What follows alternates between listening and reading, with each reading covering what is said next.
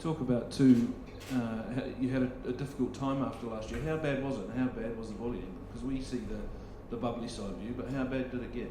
It was really bad. Right after, I took about 3 weeks off of just not looking at anything. But when you just see the comments that people say, they're extremely cruel.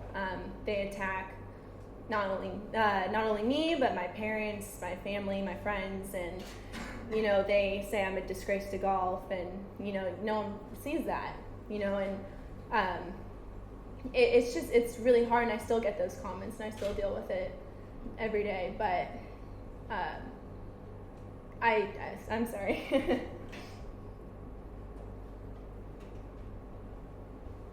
We all think you're doing a great job for golf, so keep going.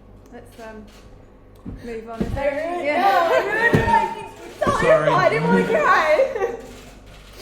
No, I think it's really important. I think people need to see how much it actually does affect me, and the things they call me, and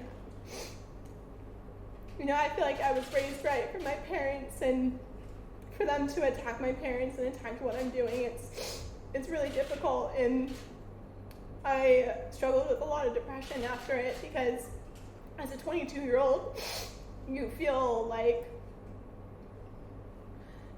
you're not worth anything. You feel worthless, and no matter what you do, it's never good enough. So to have all these people say that I'm not a good golfer, I'm not a good person, I'm promiscuous, or make these judgments about me that are not true, it's really hard, just because I like to wear Spiranac on a golf course. And you think about it, and it seems so foolish, but you never know what that person's going through in their lives. And teenage suicide rates are up right now, and they think it's because of cyberbullying.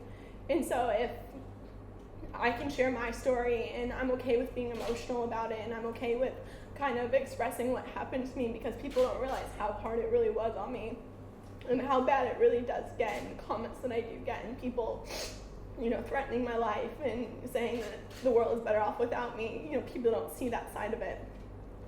And I think it's really, really important to share that with everyone. And so it doesn't matter how I play this week, it really doesn't. But the fact that I'm here and I'm sharing my story, and hopefully can save someone's life, I think that's so much more important than if I make the cut or miss the cut. So, what would your advice be to someone who was in your situation, or the sort of advice that you received from Christina and Natalie, and something that you would, a message that you would send out to somebody who's maybe experiencing that right now? Yeah, I think anyone who's being bullied, I think the most important thing is to have someone you can talk to. And I think people are ashamed of the fact that they're being bullied, and they don't feel like they're cool enough, or they're not good enough. And I think it's important to kind of express that to other people, and to have outlets. And so I kind of want to show people that, it's okay. Like, it's okay to be depressed if you have a bad comment, or it's okay to struggle with it.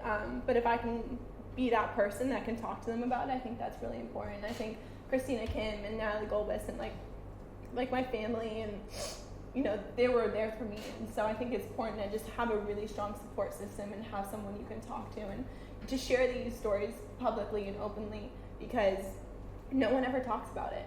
They really don't. And cyberbullying is a really huge problem, and no one ever discusses it. They never talk about it.